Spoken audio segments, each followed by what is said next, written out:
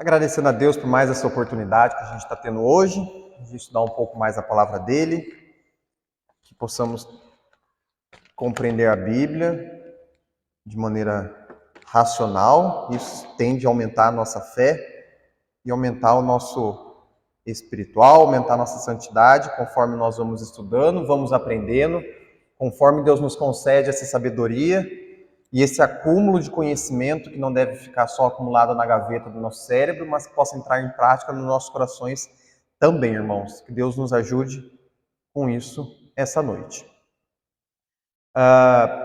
Gostaria ainda de continuar o estudo que nos propusermos, que eu me propus a trazer para a igreja, sobre os atributos de Deus. Nós já vimos 6 atributos de Deus e hoje a gente vai encerrar com o último atributo. Então hoje nós vamos falar sobre o último atributo não comunicável. Vamos falar um pouquinho da soberania, irmãos. A soberania de Deus. Hoje a intenção é terminar com esse atributo e fazer um exercício, e eu vou pedir a participação da igreja para conseguir entender todos os atributos que a gente viu, só que agora na prática em uma história. Então vamos lá, irmãos. Soberania. O que é soberania, irmãos? Soberania significa que Deus governa todas as coisas com autoridade, poder e liberdade absoluta. Isso que é soberania. Deus está acima de tudo e de todos. Nada foge ao controle dele e nenhum plano de Deus pode ser frustrado. Deus nunca é frustrado e nenhum plano seu é frustrado ou dá errado. Ele faz tudo conforme a sua vontade, sem ser impedido ou surpreendido. Soberania, irmãos, é um direito exclusivo e absoluto de Deus governar tudo que existe, de acordo com seu propósito eterno. Então aqui entra a eternidade e a onipresença de Deus. A soberania é o elo que consegue encaixar todas as outras, irmãos. É o poder sobre tudo. E aí, novamente, como eu já falei em outros estudos, o ideal seria a gente conseguir isolar cada um dos atributos e estudar separadamente. Porém, tem momentos que eles se complementam. E aí a soberania, ela encaixa muito bem com a eternidade e com a onipresença. Uma vez que Deus sabe de tudo, nada surpreende ele. Uma vez que ele é onipresente, ele é eterno, ele é soberano também. Salmos capítulo 115, versículo 3. Nosso primeiro versículo para embasar esse estudo. Salmos capítulo 115, versículo 3. Diz assim: Salmos capítulo 115, versículo 3, na minha Bíblia, página 690, diz assim: Mas o nosso Deus está nos céus. Mas o nosso Deus está nos céus. Fez tudo o que lhe agradou. Irmãos, Deus não responde a ninguém e nem depende de ninguém. Ele age conforme sua própria vontade, conforme a vontade perfeita. Abram lá em Isaías capítulo 46. Isaías capítulo 46. Na minha Bíblia, página 795, versículo 9 e 10.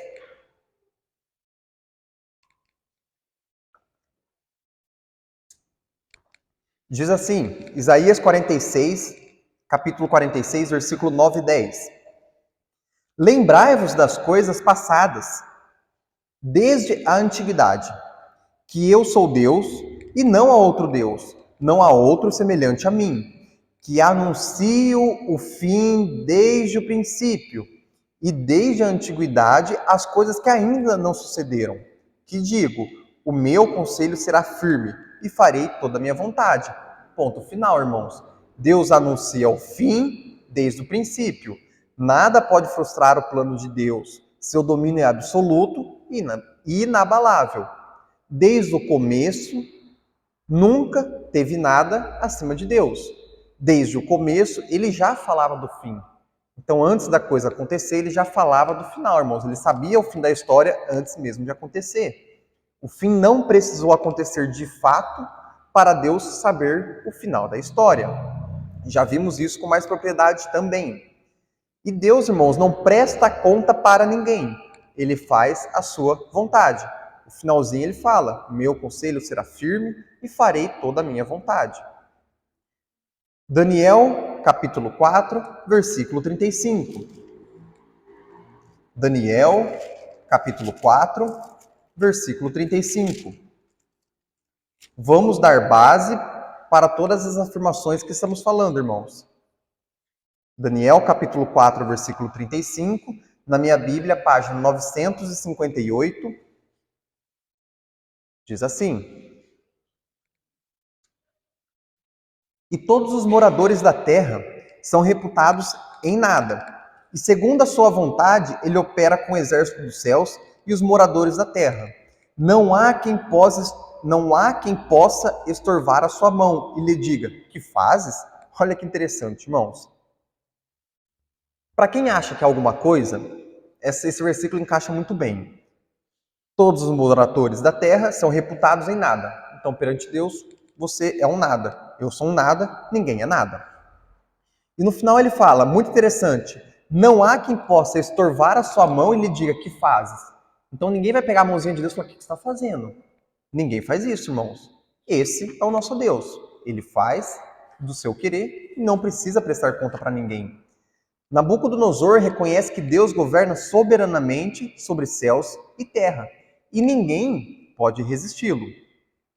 Todo homem da terra, desde o maior, como Nabucodonosor naquela época, e aí, irmãos, imaginem os maiores nomes da atualidade: Trump, Putin, Xi Jinping, Bill Gates, pensa quem você quiser. Qualquer um desses homens, grandes homens, perante Deus, é nada. Segundo a sua vontade, ele opera com os exércitos dos céus e os moradores da terra. Então, irmãos, mais uma vez, um versículo para a gente colocar na nossa cabeça e fixar. Medo do mundo, do que vai acontecer, o mundo vai acabar, desespero, irmãos. Não. Tudo isso é nada perante Deus. Está acontecendo é a vontade dele. Tranquilidade, calma. Uma vez que o crente tem isso embasado na mente, não tem porquê desespero do mundo vindouro. A gente sabe que vai ficar ruim, mas sabemos também que tudo está debaixo da mão de Cristo, irmãos.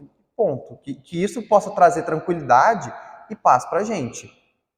O mundo está para acabar faz 2000 anos, irmãos. Então não tem porquê desesperar-se.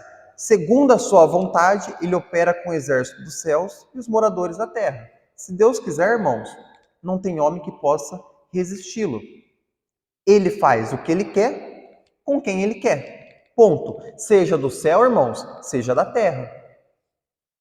E aqui fala estorvar. O que é estorvar? Importunar, causar impedimento, dificuldade. Irmãos, quem pode causar dificuldade para os planos de Deus?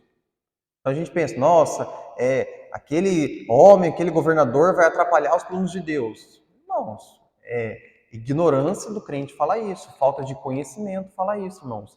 Quem pode estorvar a mão de Deus? Se Deus quiser, irmãos, ele opera conforme a sua vontade com os exércitos dos céus e os moradores da terra, irmãos. Tudo que nós conhecemos, nada disso pode atrapalhar Deus. Ele tem o poder pleno sobre tudo. Quando a gente entende isso, a gente entende o conceito de soberano. Isso é ser soberano, irmãos, mandar em tudo do jeito que ele bem entender.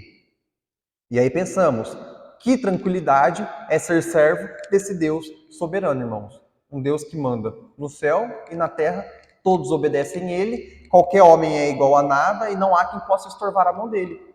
Ponto, irmãos. Essa é a tranquilidade de um servo temente a Deus. Esse é o nosso Senhor. Vamos continuar, irmãos. Efésios, capítulo 1, versículo 11. Efésios, capítulo 1, versículo 11. Na minha Bíblia, página 1271.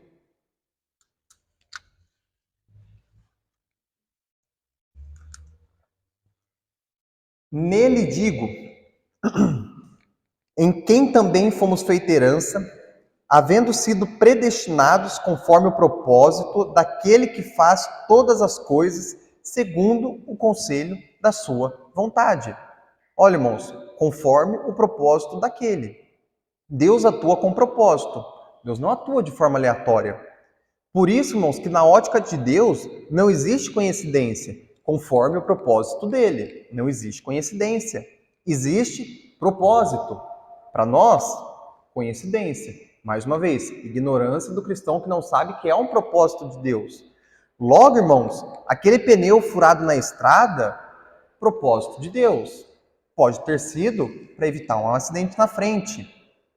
Aquela vez que você estava em apuros, que não tinha fim, não tinha luz no fim do túnel, irmãos, propósito daquela pessoa que passou e te ajudou naquele momento. Tudo tem um propósito. Deus sabe de tudo isso. E aí, irmãos, a gente entende por que na Bíblia fala que em tudo dai graças. Se tudo tem um propósito na vida, se Deus tem um propósito para tudo, irmãos, e a vontade dele é perfeita, então está no melhor possível. Por isso que em tudo dai graças. Será que estamos dando graças a tudo? A gente pode não enxergar propósito, mas não é porque a gente não enxerga que não tem propósito de Deus, irmãos. Os atributos de Deus, eles deixam nossa fé mais firme, mais sólida, para conseguir dar graças a tudo, irmãos. E Deus executa o plano eterno com perfeição. Muitas vezes pensamos que estamos sem rumo, sem alternativa, ou que não tem luz no fim do túnel. Mas, antes de tudo isso acontecer, irmãos, Deus já sabia disso e traçou tudo segundo o conselho da sua vontade, assim como já lemos em outro versículo. Lembra? Desde o princípio, ele anuncia o fim. Descansar no Senhor, irmãos, é ter isso em mente e exercitar diariamente essa confiança nele. É ter fé em Cristo, é exatamente isso, confiar e descansar nele, pois o plano eterno é executado com perfeição. Ponto. Se tudo que está acontecendo na sua vida é da vontade de Deus, você pode não entender, você pode não ver, você pode até não concordar, mas isso não tira o fato de ser a vontade de Deus. Tudo tem um propósito. E aí, irmãos, essa soberania de Deus, ela implica em algumas coisas. Vamos lá. Primeiro ponto. Deus é rei sobre tudo. Ele é chamado Rei dos Reis e Senhor dos Senhores. Se a gente for lá, irmãos, em 1 Timóteo, capítulo 6, versículo 15. 1 Timóteo, capítulo 6, versículo 15, na minha Bíblia, página 1297, diz assim: o qual a seu tempo mostrará o bem-aventurado e único poderoso Senhor, Rei dos Reis e Senhor dos Senhores. Isso é igual a ser soberano, Rei do Rei, Senhor dos Senhores. Dos grandes, ele é o maior. Seu governo ele é supremo sobre o universo, sobre a história, sobre as nações e sobre o coração de qualquer pessoa. Por exemplo, irmãos, quando alguém vai, por exemplo, pular de paraquedas, é necessário que o tempo, o vento, o clima colabore. Ninguém vai pular de paraquedas se tiver uma tempestade. Então é preciso da colaboração do vento. Deus, ele não precisa da colaboração das partes, irmãos. Ao contrário de nós. Deus não precisa da colaboração de ninguém. Ele manda. E a coisa acontece. Ele faz. O propósito dele já estava lá. Como que acontece isso? Soberania de Deus. Isso é a soberania. É esse poder. É essa autoridade. Ele não precisa da colaboração. As coisas vão acontecer, irmãos. E aí, isso implica em outro ponto. Nada escapa do seu controle. Ainda que o mundo, irmãos, pareça caótico, e é caótico, irmãos, Deus está no trono. Ponto. Salmos 103, versículo 19. Abra sua Bíblia em Salmos, capítulo 103, versículo 19.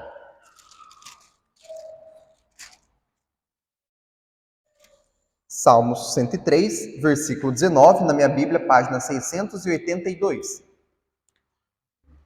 Ainda que o mundo pareça caótico, Deus está no trono. Lá em Salmos, capítulo 103, versículo 19, diz assim: o Senhor tem estabelecido o seu trono nos céus, e o seu reino domina sobre tudo.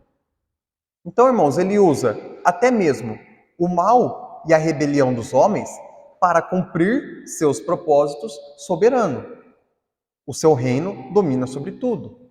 Vamos voltar para exemplos práticos nisso, que nós vimos até melhor em domingo de manhã. Em Atos, irmãos, quando a gente via ali, estava estudando o livro de Atos, Deus usava as perseguições da igreja para a divulgação do evangelho. Olha, uma coisa ruim causando uma coisa boa. Como que pode isso? Deus é soberano. Deus é soberano e ele usa tudo a seu favor. Ninguém pode atrapalhar os planos dele. Então, se o plano de Deus era o evangelho disseminar, irmãos, não tem imperador que parasse isso. E aí, pelo contrário, o imperador que incentivava isso. Quando a igreja era perseguida, os cristãos iam para outros lugares e pregavam o evangelho para quem nunca tinha ouvido. Resultado. Outro exemplo, irmãos, da soberania de Deus, as pragas no Egito. Olha, uma coisa ruim, a praga do Egito que atormentou o povo do Egito, não os hebreus, mas apenas os egípcios. Mas Deus usou isso, usou essa dureza do coração de Faraó para mostrar o seu poder para todos. Mais uma vez, Deus usando o ambiente para mostrar sua soberania. Outro exemplo, irmãos, José foi vendido pelos seus irmãos para que a nação de Israel, anos depois, fosse salvo. Coincidência, irmãos? Soberania de Deus, onipresença, onipotência. O último exemplo aí fecha com chave de ouro. Irmãos, Jesus crucificado. Jesus foi crucificado e tudo isso fazia parte dos planos soberanos de Deus para a salvação. Nós fizemos um estudo, o último estudo que fizemos foi disso, foi da crucificação de Cristo. Se Cristo não fosse crucificado, teríamos como ter salvação, irmãos? Não. E olha que interessante, para os judeus foi uma vitória. Mataram o Jesus que eles queriam matar. Mal sabia eles, irmãos, que isso fazia parte do plano de Deus. Esse é o nível de Deus, irmãos. Usa coisas ruins, coisas que para a gente pode parecer um absurdo, que para o mundo é vitória, mas que na verdade tudo já fazia parte dos planos de Deus. E eu pergunto, será que todas essas histórias que eu contei foi coincidência do destino? Foi acaso, irmãos?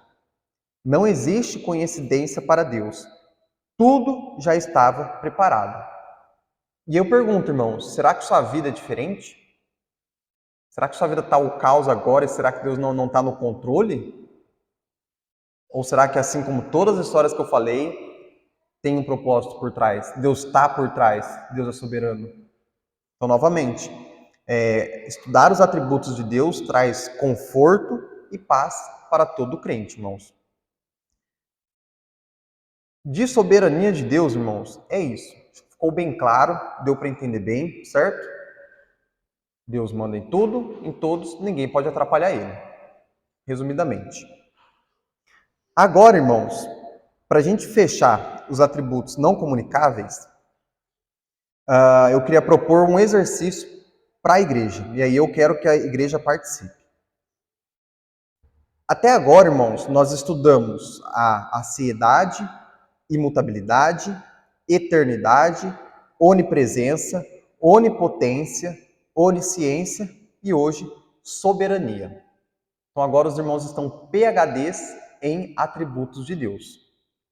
Sabemos com clareza o que é e o que significa e o que Deus ganha com cada palavrinha dessa, irmãos. Agora nós vamos exercitar esse aprendizado com base em tudo que aprendemos. E novamente, reforço, vou pedir a participação dos irmãos agora. Então vamos lá, irmãos, colocando o que aprendemos na prática.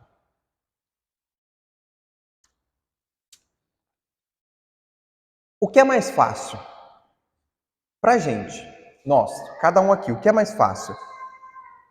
Dar uma ordem para o homem ou dar uma ordem, por exemplo, para o vento? O que é mais fácil? Para quem, irmão? Para o homem. Alguém acha que é para o vento? Por que para o homem é mais fácil, irmãos? Quem vai responder essa? Como que é, irmão Elinho? O homem pode obedecer. Tá, o homem pode obedecer. E o vento? O vento não pode obedecer. Tá. O irmão obedece Deus. Então tá. Então, por mais difícil que seja, irmãos, o homem pode obedecer, né, irmão? Difícil, mas é raro, mas acontece, certo, irmão? O homem pode obedecer. Já o vento, assim como o irmão Antônio pontuou muito bem, irmãos, o vento nunca nos obedeceria, certo? Alguém conseguiu mandar no vento por enquanto? Então tá. Abram suas Bíblias no livro de Jonas. A gente vai fazer um estudo de caso de Jonas.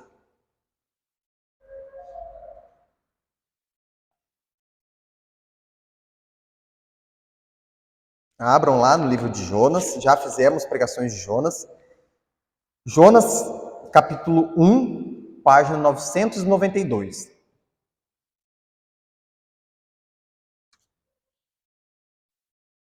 Então, irmãos, a gente aprendeu os atributos.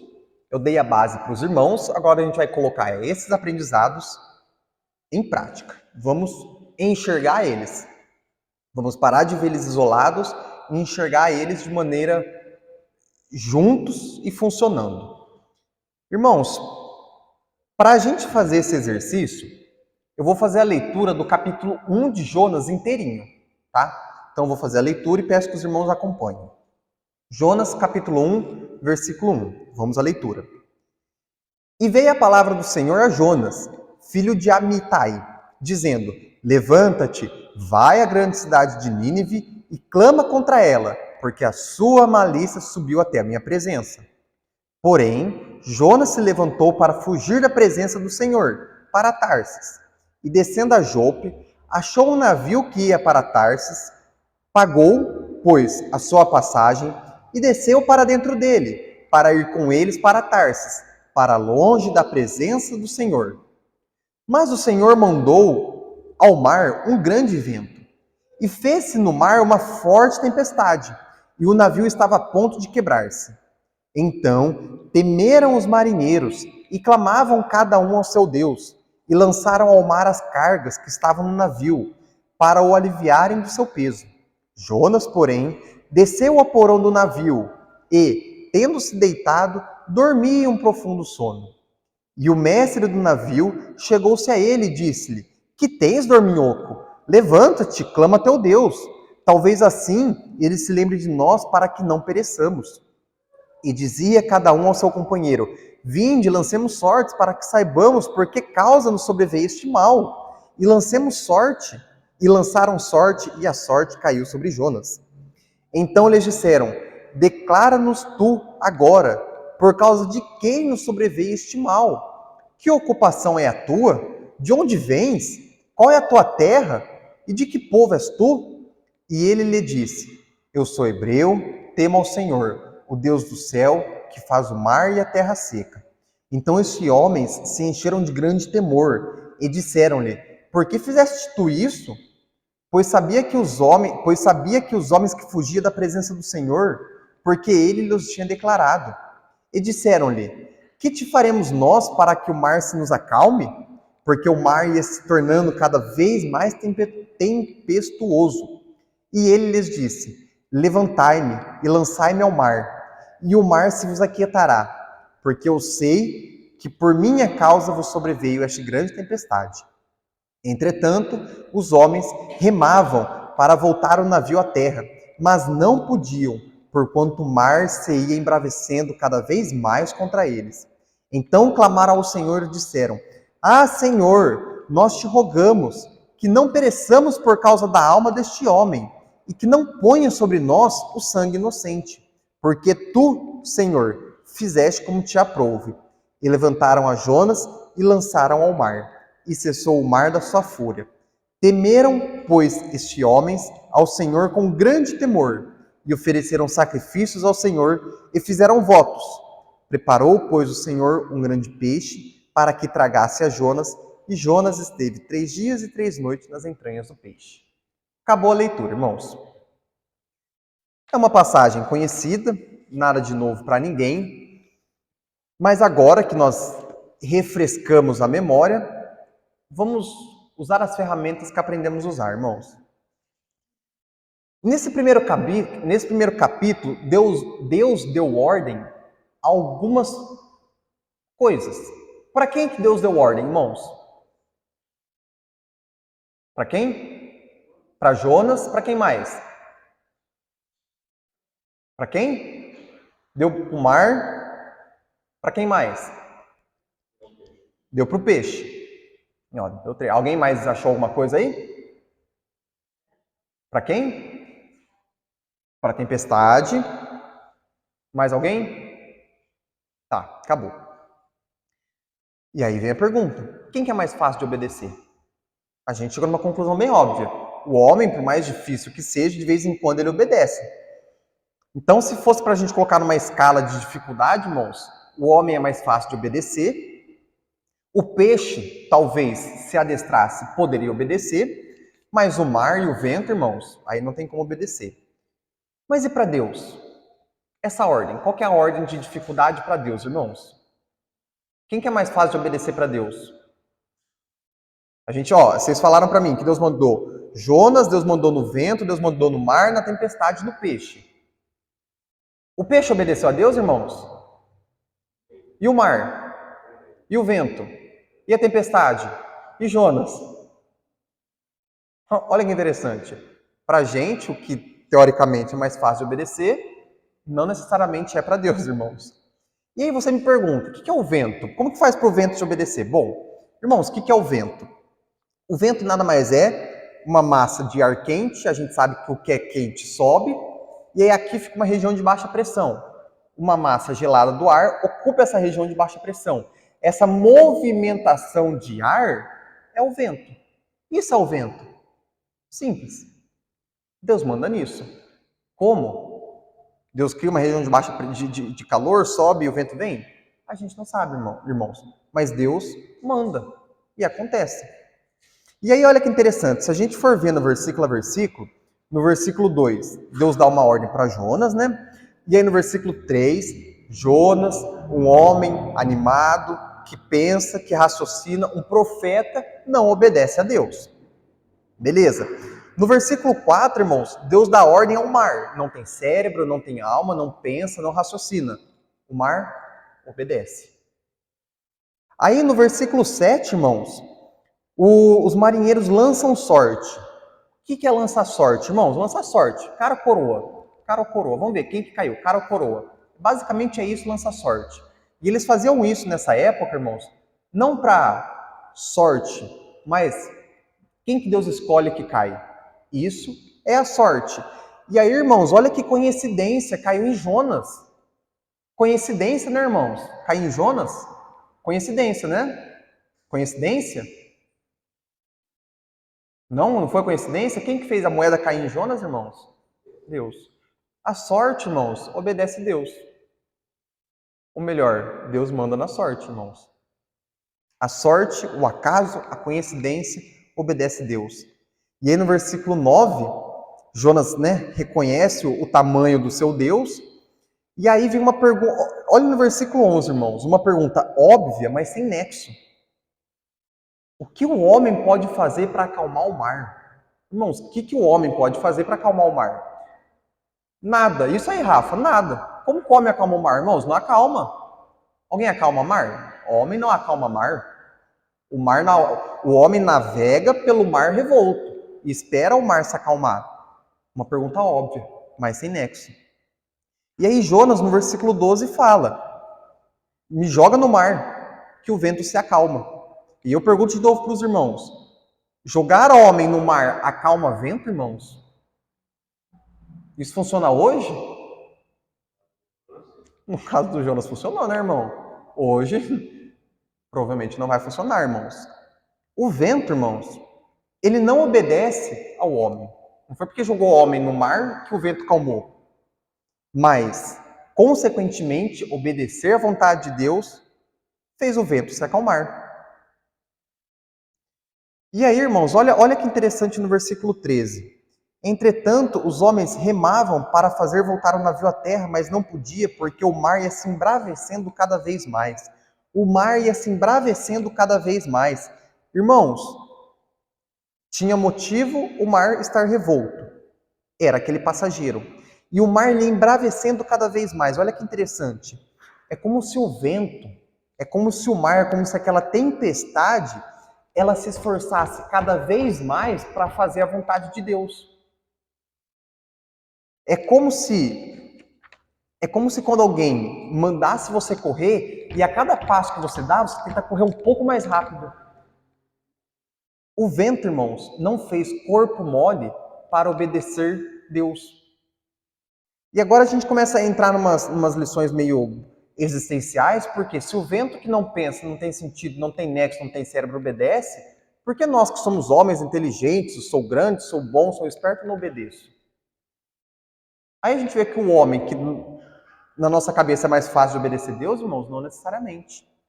Não necessariamente. E aí no versículo 14, olha o reconhecimento de todos da soberania de Deus. No versículo 14 que fala ali, ó, porque tu, Senhor, fizeste como te aprouve. O que essa frase quer dizer? Os marinheiros falavam assim, não mata a gente por causa desse homem, mas faz do jeito que o Senhor achar melhor. Fizeste como te aprouve, irmãos. Olha que interessante. E aí, novamente, versículo 15. Jogar o homem do barco não acalma o vento, mas fazer a vontade de Deus, fazer o que Deus mandou, acalmava o vento. E aí no versículo 16, irmãos, diz assim, temeram, pois, estes homens ao Senhor com grande temor. Então, se lá no versículo 5, cada um clamava ao seu Deus, agora, irmãos, estava todo mundo clamando ao único Deus. E aí no versículo 17, para fechar essa história, sem nexo nenhum, que o vento obedece, mas o homem não obedece, um grande peixe vai lá e engole Jonas. Deus prepara um grande peixe. Não tem um grande peixe assim a torto direito, irmãos. Deus preparou. E aí Deus dá ordem para um peixe. O peixe fez como Jonas, irmãos, fugiu? Foi para outro lugar? Não vou engolir porcaria? Não. Foi lá e fez o que Deus mandou. E aí, irmãos, olha que coincidência. O peixe fica 3 dias e 3 noites com Jonas na barriga. A gente viu lá em Mateus, irmãos, o que Jesus vai falar? Usa a mesma analogia. 3 dias e 3 noites, o homem vai ficar no seio da terra. Assim como o irmão Antônio falou pra gente, explicou. E aí a gente entende o dia que Jesus foi crucificado, irmãos. Coincidência, 3 dias e 3 noites? Como que pode isso, né? Soberania, onipresença, onipotência. Resumo da história, irmãos. Um homem, um profeta de Deus, desobediente, que causou um alvoroço no barco. E aí um Deus que manda em homem, que manda na sorte, no vento, no mar e no peixe. Olha que interessante, irmãos. Olhe para o livro de Jonas, não mais só como um leitor passageiro que quer saber da história, mas enxergue os atributos de Deus nessa história. Enxerga a onipresença, a onipotência, a soberania de Deus, irmãos. Soberania é isso. É um homem desobedecer à vontade de Deus e tudo isso resultar numa tripulação convertida, irmãos. Como que pode isso? Transformar o que era horrível em uma coisa boa. Soberania de Deus. Por isso que os nossos túneis que não tem luz no fim dele, irmãos, quem disse que não tem luz no fim deles? Deus transforma da coisa horrível uma coisa boa. E a gente falar isso por falar é uma frase bonita, mas que a gente não vê muita aplicação na prática. Tá aqui a prática, irmão. Uma história que tinha tudo para dar errado se transforma em tudo de bom. Deus mostra ali o seu poder. E aí, irmãos, o que podemos tirar de lição dessa história? Se Deus quer uma coisa, essa coisa vai acontecer. Custe o que custar. Lembra lá no Novo Testamento, quando os fariseus se gabavam de ser da descendência? E aí fala, ó, se eu quiser fazer essas pedras aí, eu faço. Se Deus quiser que a coisa aconteça, Ele vai fazer acontecer. E aí, irmãos, não é pensar no tipo, então, o determinismo. Não, vou determinar porque se Deus quiser a coisa vai acontecer e ponto final. Não é determinismo, irmãos. Não é isso que Deus fala. Mas é a gente entender que as portas do inferno não prevalecerão contra a igreja. Você fala, mas irmão Murilo, o governo está perseguindo, está todo mundo contra o cristão, vão implementar chip, a gente vai morrer, não vai ter saída. Quem diz que não vai ter saída, irmãos? Falta de conhecimento dos atributos de Deus. Esse é o nosso Deus. E se ele fala que as portas do inferno não vão prevalecer contra a igreja, irmãos, não tem homem, não tem sistema, não tem nada que vá fazer as portas do inferno prevalecer contra a igreja. Entendem? Se Deus fala, vai, que eu te ajudo, que eu te protejo, ponto. Ponto. Duvidar disso é duvidar da soberania de Deus. Aí você duvida da soberania de Deus. Um homem, mas eu não vou porque eu tenho medo, vai que acontece alguma coisa. Mas quando Deus manda o vento obedece. Olha, a gente se comporta muito mais como Jonas do que como o vento, irmãos. Quem dera pudéssemos ter a obediência do vento. Irmãos, Deus queria que Jonas pregasse em Nínive. Não era fulano nem ciclana, mas Jonas. E Jonas não queria. Isso atrapalhou a vontade de Deus? Olha, irmãos, pior que você quer que aquela pessoa vai, aquela pessoa não vai. Tem como ser pior que isso? Para Deus não muda nada. Não muda nada. E aí eu pergunto para os irmãos, o que seria diferente se Jonas tivesse aceitado de primeira? Pá, Deus manda Jonas, ou Jonas vai. O que teria mudado, irmãos? O que teria mudado? O que teria mudado, irmãos? Oi? Não seria engolido pelo peixe. O que mais não teria mudado, irmãos? O que teria mudado na história de Jonas? Os tripulantes. Os tripulantes não teriam se convertido, irmãos. Foi bom Jonas desobedecer, né? Não use isso como desculpa para desobedecer, irmãos. Deus consegue usar as coisas ruins que você faz em prol dele. Não use isso como desculpa. Os tripulantes não teriam se convertido. Não teria sido engolido pelo peixe. E bem provavelmente, irmãos, o livro de Jonas começaria no capítulo 3. Ou seja, qual que era o objetivo? Pregar em Nínive. Aumentou um capítulo na Bíblia, irmãos. 2, na verdade, né? Porque o segundo também. Mas o que Deus queria, aconteceu. Jonas querendo ou não. Deus usa até os nossos erros em função do seu querer. A desobediência de Jonas, irmãos, resultou em um mar revolto e uma tripulação inteira convertida. Olha que interessante.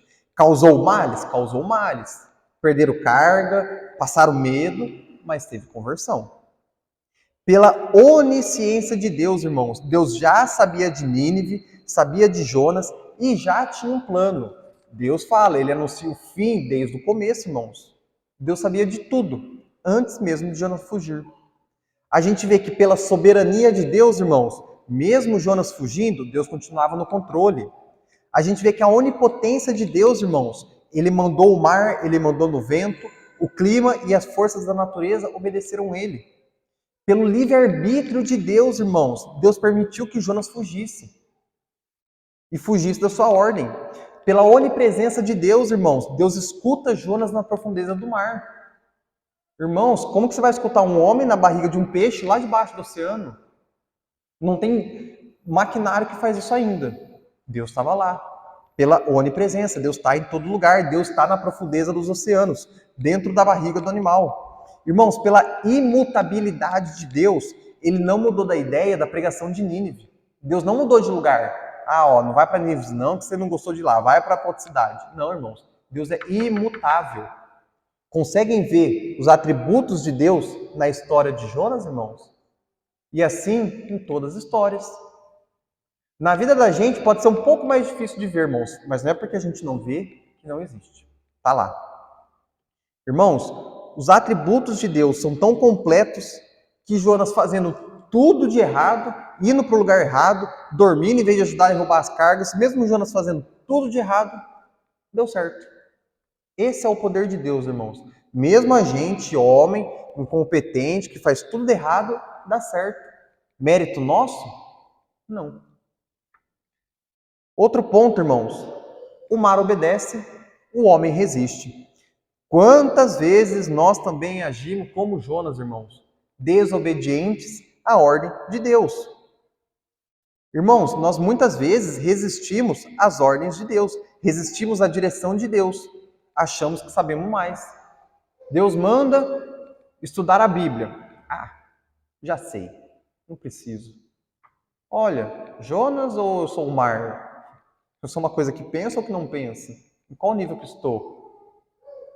Irmãos, enquanto a própria criação inanimada reconhece a voz do seu Criador sem questionar, nós, seres feitos à imagem e semelhança, não temos essa capacidade de simplesmente obedecer.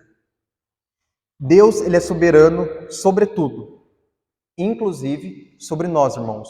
A vontade de Deus se cumpre com ou sem minha cooperação. Se Ele quer, vai acontecer, ponto. E se Ele quer que você faça, você vai fazer, por bem ou por mal. Mas aqui está um ponto. Deus quer te usar. Deus quer te usar. Ele podia escolher outra pessoa para pregar em Nínive, irmãos? Podia. Podia descer um anjo do céu e pregar em Nínive, irmãos? Podia. Mas Ele quis usar Jonas. E Ele quer usar nós hoje. Pode descer um anjo lá na praça que a gente prega e pregar, irmãos? Pode. Mas Deus quer que a gente faça isso hoje, irmãos. Deus quer te usar. Quando resistimos à vontade de Deus, irmãos, quando nós resistimos à voz de Deus, nós perdemos tempo. Jonas perdeu tempo entre ir e voltar. Nós perdemos tempos. Nós enfrentamos tempestades desnecessárias. Quantas vezes entramos em frias simplesmente por falta de obediência? Além disso tudo, a gente faz outras pessoas sofrerem. O que os outros tripulantes, irmãos, tinham a ver com a história toda? Nada. Mas entraram no meio daquele mar revolto por causa de um homem. Olha, irmãos, será que somos causadores de tempestade na vida dos nossos próximos? Será que estamos causando tempestade? Será que estamos jogando carga do barco alheio, irmãos? E aí? Onde será que estamos nisso? E aí, irmãos, a missão de Jonas não é diferente da missão da igreja hoje.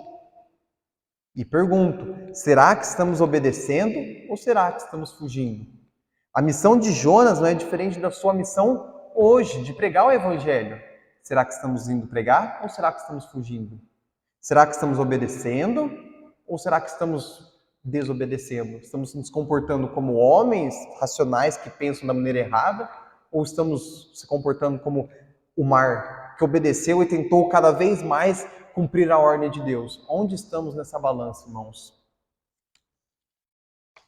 Irmãos, espero que esse exercício que a gente fez com Jonas possa ter servido de fixação dessa nossa série de estudos sobre os atributos de Deus.